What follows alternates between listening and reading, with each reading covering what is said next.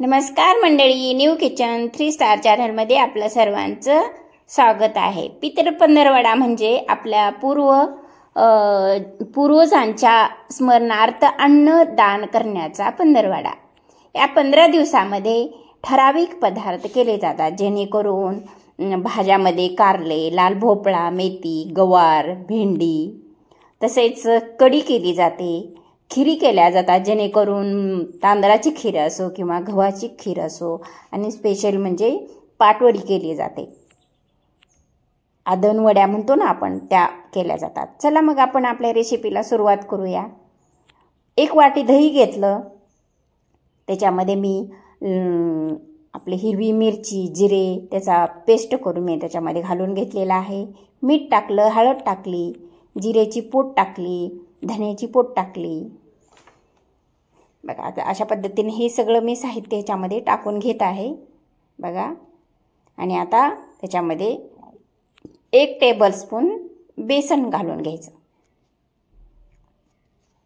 आपण जर बेसन याच्यामध्ये नाही घातलं आणि आपण जर कढीला फोडणी दिली तर कढी फुटण्याची शक्यता असते, त्यामुळे आपण कढीमध्ये बेसन थोडं घालून घ्यायचं बघा। अशा पद्धतीने मी हे मिक्स करून घेतलेलं आहे। त्या पाते ह्याच्यामध्ये दिसत नव्हतं म्हणून मी ह्या बाउलमध्ये काढून घेतले, ट्रान्सफर करून घेतलेला आहे बघा। कलर तर किती छान आलेला आहे बघा। आता हे बाजूला ठेवलं, मी कढई ठेवली गॅसवर आणि 1 टेबलस्पून मी तेल ओतून घेतलेलं आहे। अशा पद्धतीने हे तेल ओतून घेतलेलं आहे। कढई थोडीशी गरम झालेली आहे बऱ्यापैकी। आता त्याच्यामध्ये मी मोहरी टाकून घेतली, जिरे टाकून घेतले, त्याच्यामध्ये कढीपत्ता टाकला,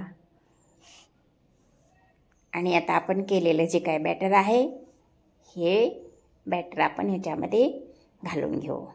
चला बघा, कडक फोडणी बसलेली आहे बघा। अशा पद्धतीने मी अशी कडक फोडणी दिलेली आहे बघा। आता कलर तर किती छान आलेला आहे, किती सुंदर दिसत आहे बघा। अशा पद्धतीने मी ही कढी बनवलेली आहे, सरळ साधी सोपी। पितृपक्षामध्ये आमच्याकडे ह्या कढीला फार मान आहे, आणि आमच्या भागामध्ये घरोघरी पितृपक्षामध्ये ही कढी केलीच जाते बघा। अशा पद्धतीने ही कढी झालेली आहे।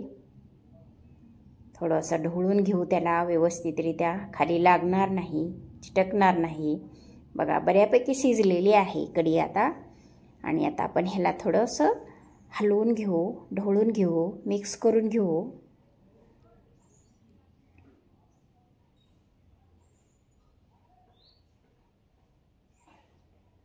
अशा पद्धतीने ही कढी केलेली आहे। स्पेशली मी याच्यामध्ये मेथ्या पण टाकलेल्या आहेत, मेथ्यामुळं आपलं पोट साफ राहतं बघा। अशा पद्धतीने ही कढी झालेली आहे बघा। कलर किती छान आलेला आहे। चला आपण आता आपल्या दुसऱ्या भाजीची तयारी करू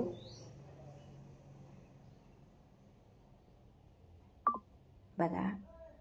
अशा पद्धतीने मी ही कारल्याची भाजी बनवलेली आहे।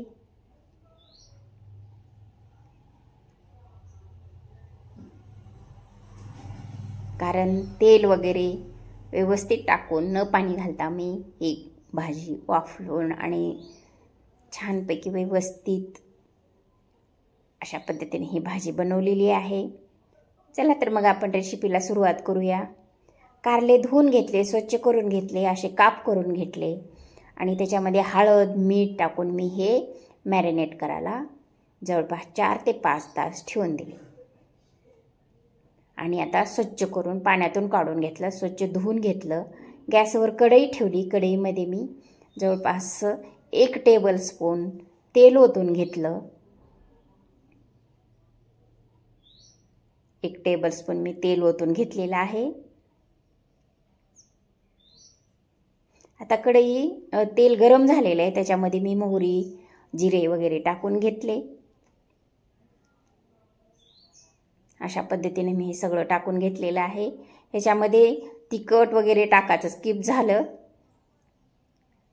बघा। अशा पद्धतीने मी हे सगळं लाल तिखट, जिरेची पूड, धनेची पूड, अशा पद्धतीने हे ह्याच्यामध्ये टाकलेलं आहे ते स्किप झालेलं आहे, तरी तुम्ही टाकून घ्या. आता हे व्यवस्थित शिजलेले आहे फोडणीमध्ये. आणि आता हे कारले जे आहेत मी काप करून घेतलेले, मॅरिनेट करून ठेवलेले, हे काप मी ह्याच्यामध्ये घालून घेत आहे. अशा पद्धतीनं जर ही भाजी केली तर सगळे अगदी बोट चाटू चाटू खातात, अजून मागून घेतात. जर अशा पद्धतीनं तुम्ही माझ्या पद्धतीने जर भाजी केली तर बघा कशी होते, ते करून बघा, खाऊन बघा आणि मला पण कॉमेंट करून सांगा. आता मी ह्याच्यावर थोडंसं झाकण ठेवून घेते 1-5 मिनिट, कारण कारले पण वाफरले पाहिजेत व्यवस्थितरित्या. आपल्याला पाणी टाकायचं नाही ह्याच्यामध्ये, वाफलून घ्यायचेत फक्त. अशा पद्धतीनं आपण हे कारले वाफलून घ्यायचे. वापरले तर आपल्याला मऊ लागतील, व्यवस्थित कडक राहणार नाहीत. झाकण ठेवल्यामुळं आपले हे कारले व्यवस्थित वाफलून निघतात. असे वाफलून घ्यायचे. बघा अशा पद्धतीनं हे कारले वाफलून घेत आहे. 1-5 मिनिट मी हे कारले वाफलून घेतलेले आहेत. बघा त्याचा आकार, कलरसुद्धा म्हणजे त्याचं टेक्स्चरसुद्धा चेंज झालेलं आहे. आता मी त्याच्यामध्ये गूळ घातला आणि आता हे चिंचेचा कोळ करून ठेवला होता मी, 1 चमचा आहे की चिंचेचा कोळ पण घालून घेतलेला आहे याच्यामध्ये. आता हे सगळं, हे जे गूळ आणि हे कोळ घातलेलं आहे हे सगळं व्यवस्थितरित्या मिक्स करून घ्यायचं. आता कारल्याच्या फोडी व्यवस्थित शिजलेल्या आहेत. बघा अशा पद्धतीने हे मी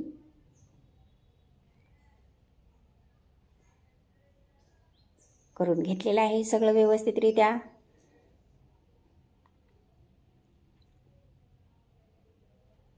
आता व्यवस्थित शिजलेला आहे. आता त्याच्यावर मी खोबऱ्याचा कीस टाकून घेतला थोडा. खोबऱ्याचा कीस टाकल्यामुळं तर भाजीला भन्नाट चव येते. आता त्याच्यावर मी लिंबाचा 1 टीस्पूनचे रस घालून घेतलेला आहे आणि हे सगळं मिक्स करून घ्यायचं.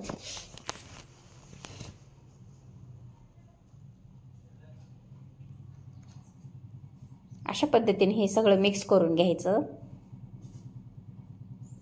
बघा थोडंसं झाकून घेतलं, थोडंसं वाफलून घेतलं आणि आता मी हे सर्व करून घेते व्यवस्थितरित्या. बघा एका प्लेटमध्ये मी हे सगळं सर्व करून घेत आहे. बघा कारल्याचे काप तर किती छान दिसत आहेत, किती कलर छान आलेला आहे.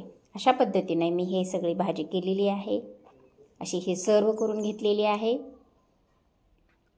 बघा भन्नाट झाली भाजी, खायला तर इतकी छान लागत होती.